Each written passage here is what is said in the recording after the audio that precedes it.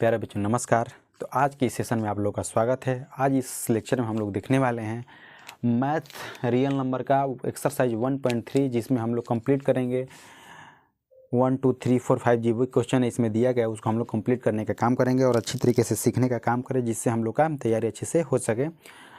हम लोग का ये मार्च महीना का लगभग आधा से ज़्यादा दिन खत्म हो गया। हम लोग का टारगेट है कि मार्च मंथ में हम लोग का एक चैप्टर मैथ से और एक चैप्टर साइंस से ख़त्म होना है, जिसमें हम लोग लगभग चैप्टर को समाप्ति की ओर बढ़ गए हैं और लगभग 1.3 के बाद सिर्फ एक प्रश्नावली बचा हुआ है, जो उसको हम लोग ख़त्म कर लेंगे।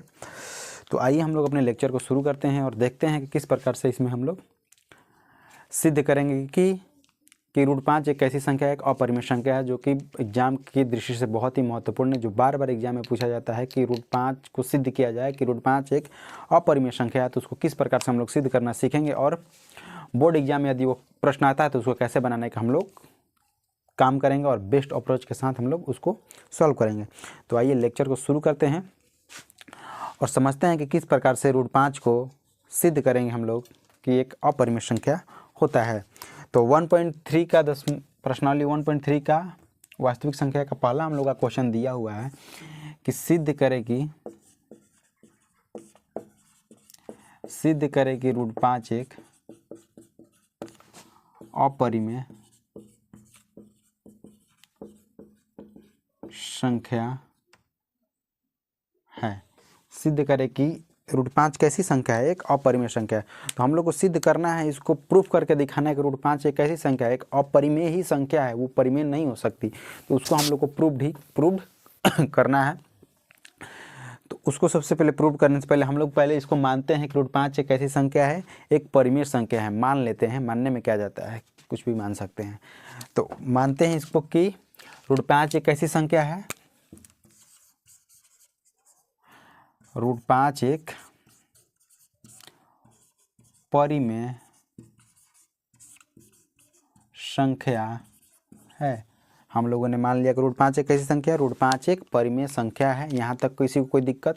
बोल रहा था कि अपरिमेय सिद्ध कीजिए, हम बोले कि नहीं, हम परिमेय मान के सिद्ध करेंगे। हम मेरा मन अपने मन के हिसाब से हम लोग सॉल्व करेंगे, तब जाकर सही से होगा।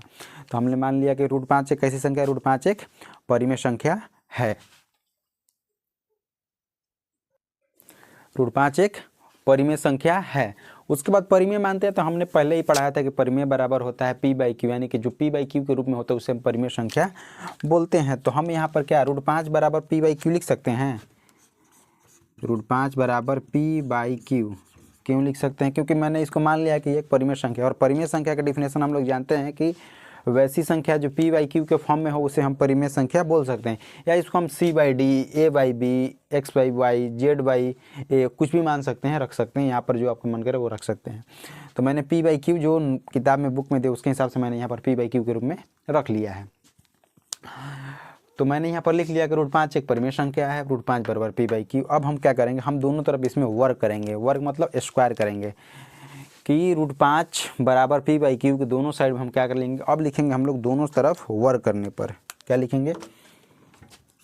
दोनों तरफ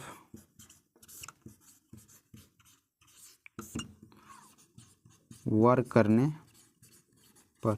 दोनों तरफ वर्क करने पर मैंने लिख दिया दोनों तरफ वर्क करने पर। तब दोनों तरफ हम लोग क्या करेंगे, स्क्वायर कर देंगे। एकदम ध्यान से देखते हुए चल जाना, अच्छी तरीके से समझ में आ जाएगा।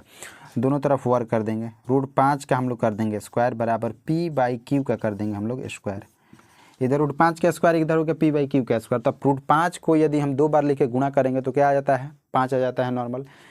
यानी कि रूट 5 गुणे रूट 5, यानी स्क्वायर तो 2 बार लिखेंगे, 5 5 25। रूट 25 का वर्ग कितना, 5 का वर्ग कितना होता है 25, यानी 25 का वर्गमूल 5 आ जाएगा। ठीक, इतना तो कोई दिक्कत, तो वही यहाँ पर लिख देंगे 5 बराबर। अब p/q का दोनों में स्क्वायर है, तो p का स्क्वायर करेंगे तो p का स्क्वायर बट्टा में कितना हो जाएगा, q का स्क्वायर हो जाएगा। यहाँ तक कोई दिक्कत नहीं है।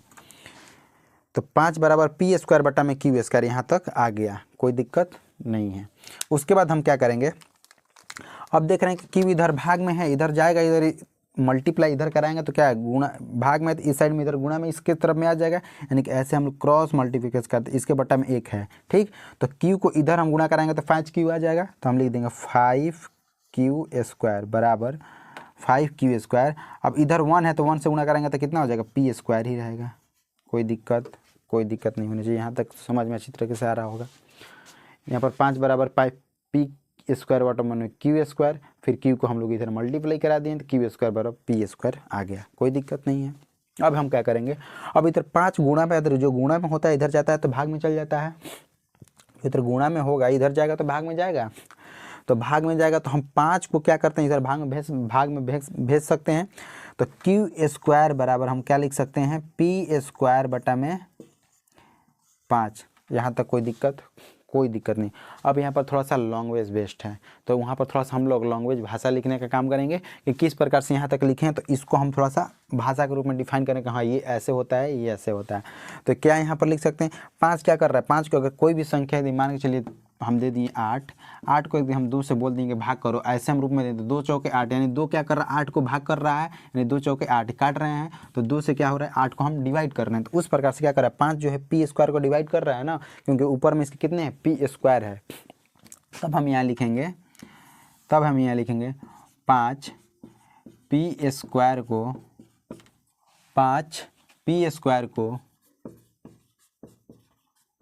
विभाजित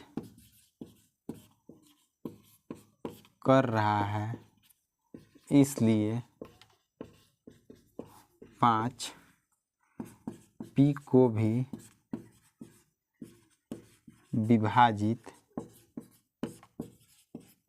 करेगा। क्यों भाई करेगा, क्योंकि पी स्क्वायर को कर रहा है ना, तो पी स्क्वायर को हम पी गुणे पी लिख सकते हैं, अब बटा में 5 है तो 5 पी को विभाजित कर रहा है, फिर 5 पे यानी कि पी बटा 5 इंटू पी बाई 5 लिख सकते हैं ऐसे। तो वही है कि पी इसको विभाजित कर रहा है, उसको विभाजित कर रहा है, ठीक, यानी 5 जो पी स्क्वायर को विभाजित कर रहा है, इसलिए 5 पी को भी विभाजित करेगा।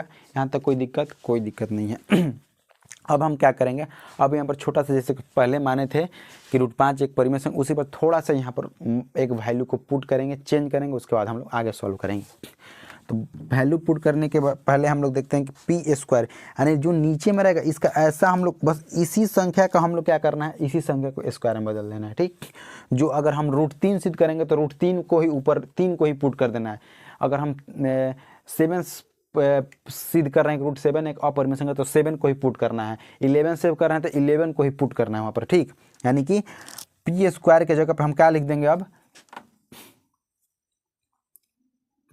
यहाँ पर लिख देंगे 5 पी स्क्वायर को विभाजित कर रहा है सिर्फ 5, इसलिए 5 पी को विभाजित करेगा, ठीक है। यानी कि हम यहाँ हम लोग के अनुसार क्या होना चाहिए था कि पी बाई क्यू क्या होना चाहिए था, एक 100 अभाज्य है, 100 भाई जो विभाजित नहीं हो सकता है, लेकिन यहाँ पर क्या हो रहा है बी विभाजित। यहाँ पर हम लोग पी बाई क्यू लिखते हैं, यहाँ पर हम लोग लिख सकते हैं कि जो अभाज्य है, अविभाज्य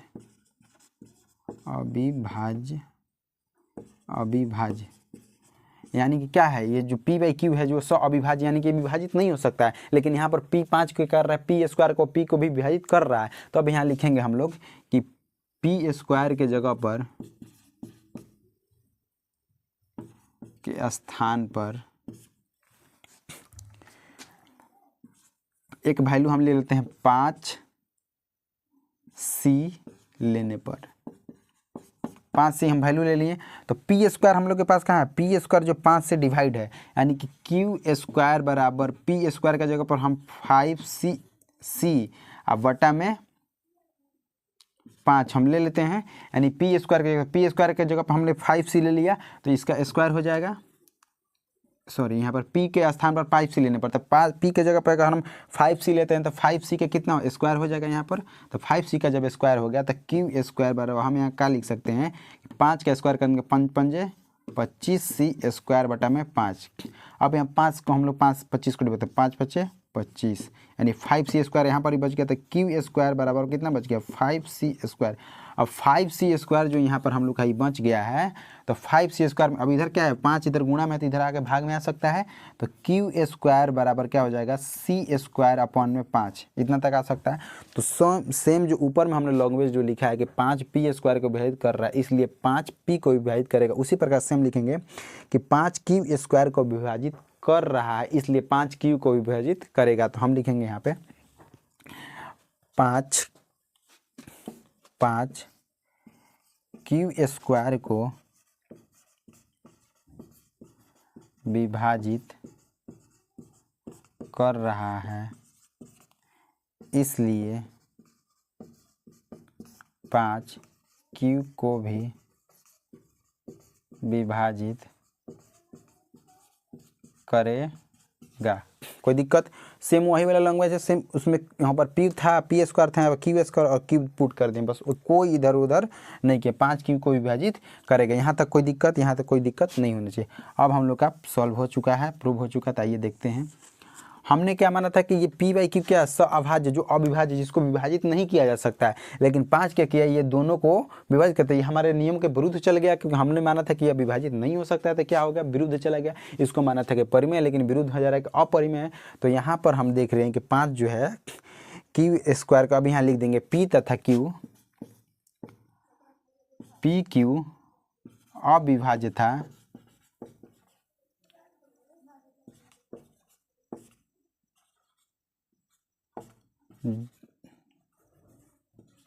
जो 5 से विभाजित हुआ, अतः हमारा मानना गलत है, इसलिए √5 एक अपरिमेय अर्थात इरेशनल नंबर यानी अपरिमेय संख्या है।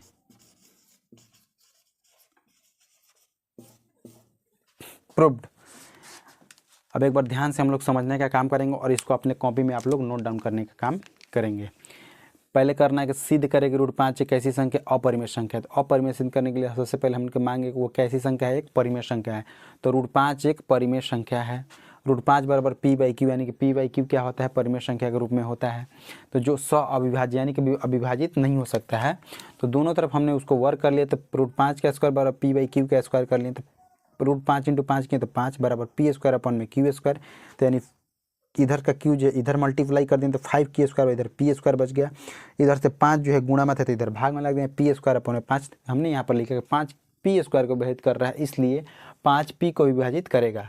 तो पी के स्थान पर 5C लिए हम। दूसरा पी का स्थान जो यहाँ पर था, यहाँ पर पी का स्थान, यहाँ पर एक नया वैल्यू हम 5C ले लिए। यानी जो 11 रहेगा तो 11 सिद्ध करना तो 11C ले लेंगे, या 11D कुछ भी लेकर रख के मान रख सकते हैं, लेकिन वैल्यू सेम रहेगा। जो नीचे ऊपर जो इसका हम सिद्ध करें सेम वही वैल्यू रखना पड़ेगा। तो क्यू स्क्वायर बराबर 5C स्क्वायर अपन में 5। तो क्यू स्क्वायर 5 × 5 = 25, C स्क्वायर बटा में 5 हो जाएगा। तो 5 से हमने काट गया, 50 25 5 बार में, तो कितना ऊपर 5C स्क्वायर हो गया। तो यानी क्यू स्क्वायर बराबर 5C स्क्वायर। तो C अब इधर C स्क्वायर, तो 5 को इधर का इधर बट्टा में भेज दिए, तो क्यू स्क्वायर बटा में 5 बराबर C स्क्वायर हो गया। तो हम लिखेंगे 5 जो सेम यहाँ पर लिखे हुए पी रखे थे, अब यहाँ पर क्यू लिखते हैं 5 क्यू स्क्वायर को विभाजित कर रहा है, इसलिए 5 क्यू को विभाजित करेगा। तो अब यहाँ लिखते हैं पी क्यू अविभाज्य था जो 5 से विभाजित हुआ, अतः हमारा मानना गलत है, इसलिए √5 एक ऐसी संख्या अपरिमेय संख्या है। हमने माना था कि अविभाज्य है, लेकिन वो क्या हुआ, 5 से विभाजित हो गया, इसलिए √5 कैसी संख्या है, एक अपरिमेय संख्या है। किसी को कोई दिक्कत होनी नहीं चाहिए। बच्चे जो अच्छे से समझ गए होंगे, इसको कॉपी में नोट डाउन कर लेंगे, फेयर में नोट डाउन कर लेंगे, और कोई डाउट होगा तो आप लोग कॉमेंट में पूछ सकते हैं। यहाँ तक कोई दिक्कत नहीं होनी चाहिए। अब इसमें दूसरा प्रश्न दिया हुआ है, दूसरा प्रश्न दिया हुआ कि सिद्ध करें कि 3 + 2 √5 एक अपरिमेय संख्या है। दूसरा प्रश्न दिया हुआ, इसको उम्मीद है कि नोट कर लेंगे। तो हम लोग दूसरा प्रश्न देखते हैं कि 3 + 2 √5 एक ऐसी संख्या है, एक अपरिमेय संख्या है। 3 + 2 √5 एक अपरिमेय संख्या है।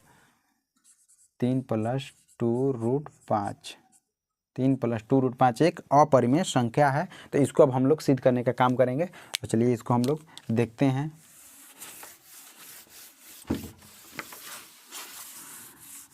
तब हम यहाँ पर फिर उसी प्रकार से दिया है कि अपरिमेय करो, तो हम करेंगे कि परिमेय है। जब देगा ये उल्टा तो हम करेंगे ऐसे, यानी परिमेय दिया है तब कहेंगे कि ना तो परिमेय हवा, अपरिमेय दिले बात कहल जी अपरिमेय हवा, अब परिमेय को आगे करेगा फिर अपरिमेय में बदल देना है। तो आइए देखते हैं, सॉल्व करते हैं। तो फिर उसी प्रकार से मानेंगे, माना 3 + 2 √5 एक परिमेय संख्या है। ये इतना बड़ा दिख रहा है लेकिन सबसे छोटा यही सिद्ध होगा। इन लोग से जो √5 सिद्ध किया उससे छोटा ही सिद्ध होगा। माना 3 + 2√5 क्या है, एक परिमेय संख्या है, तो हम 3 + 2√5 बराबर p/q रख सकते हैं जो अविभाज्य है। अविभाज्य है तो 3 + 2√5 रख सकते हैं, तो 3 + 2√5 बराबर p/q हो गया। इधर प्लस में 3 है तो इधर जाके माइनस में जा सकता है, तो 2√5 बराबर p/q - 3। अब इसके बट्टा में इसको बट्टा का घटाव कर देंगे यानी q, तो p - 3q हो जाएगा। अब इधर बच गया 2√5, इधर बच गया तो 2 इधर गुणा में है तो इधर जाके भाग में चल जाएगा नीचे, तो √5 बराबर क्या हो जाएगा, p - 3q/2q। इतना तक आ गया। तो हम लोग को क्या करना है, अब इस साइड को अपरिमेय कर देंगे तो खुद ही ऑटोमेटिक अपरिमेय हो जाएगा।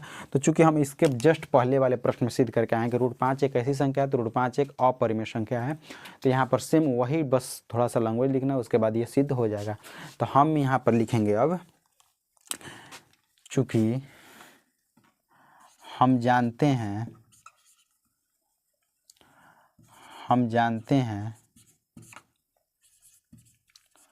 √5 एक अपरिमेय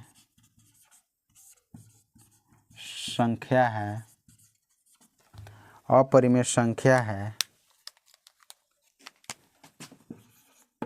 इसलिए 3 + √5 एक अपरिमेय संख्या होगा। प्रूव्ड। इतना छोटा में सिद्ध हो गया। तो इस प्रकार से आप लोग दूसरा प्रश्न भी सॉल्व कर लेंगे, अच्छे से कॉपी बना लेंगे और इसे बार बार करेंगे। बस ज़्यादा नहीं, 2 से 4 बार प्रैक्टिस करिएगा, एकदम ध्यान पे चढ़ जाएगा, क्योंकि उतना हार्ड है नहीं। सीधा करना है, अपरिमेय दिया तो बोलना है कि परिमेय संख्या है, परिमेय संख्या को p/q के रूप में लिखते हैं, p/q के रूप में लिख लेंगे। फिर दोनों को क्या करेंगे, इसको उधर प्लस में है तो इधर माइनस में भेज देंगे, फिर वो गुणा में है तो 2 को फिर भाग में भेज देंगे। उसके बाद भेजने के बाद बस नॉर्मल लिख देंगे कि हम चूंकि जानते हैं कि √5 एक अपरिमेय संख्या है, इसलिए 3 + 2√5 एक अपरिमेय संख्या होगा। सो प्रूव्ड, यानी कि लिख देंगे माना 3 + 2√5 एक परिमेय संख्या है, 3 + 2√5 बराबर p/q, यानी 3 + 2√5 बराबर p/q हो गया। तो इधर क्या हुआ, तो इधर 3 था, इसको भी इधर माइनस में भेज दिए, इसके बट्टा में 1 था, फिर इधर क्या किए, इसको बट्टा का घटाव कर दिए तो p - 3q आ गया, और इधर 2 जो गुणा में था इसको क्या करते हैं, भाग में भेज देते, p - 3q/2q, यानी √5 बराबर p - 3q/2q आ गया। तो चूंकि हम जानते हैं कि √5 एक अपरिमेय संख्या, इसलिए 3 + 2√5 एक अपरिमेय संख्या होगा। प्रूव्ड। इससे कोई दिक्कत नहीं होनी चाहिए। तो अब मिलते हैं नेक्स्ट लेक्चर में, जिसमें हम लोग तीसरा इसमें का प्रश्न जो है करने का काम करेंगे। सिद्ध कीजिए कि इन निम्नलिखित, इसमें 3 प्रश्न उसको करने का काम करेंगे। तो मिलते हैं हम लोग नेक्स्ट वीडियो में। तब तक के लिए आप लोग इसको अच्छे से नोट डाउन कर लें, बार बार रिवीजन कर लेंगे, तो फिर हम लोग आगे बढ़ेंगे। और उसके बाद लगभग चैप्टर ख़त्म है, तो उसके बाद हम लोग फिजिक्स का जो हम लोग का टारगेट है उसको ख़त्म करने का काम करेंगे। और अप्रैल महीने से फिर से उसमें साइंस, मैथ और SST भी उसमें ऐड हो जाएगा अप्रैल महीने में। तो आप लोग लगातार अपने इस चैनल से जुड़ जाइए। आप लोग का परिवार छोटा सा है, board exam by Anurag Yadav, इस चैनल से जुड़ जाइए और जुड़ने के साथ ही अपने अच्छी से तैयारी को कीजिए और बोर्ड में अच्छा स्कोर कीजिए। तो मिलते हैं हम लोग नेक्स्ट वीडियो में, तब तक के लिए जय हिंद।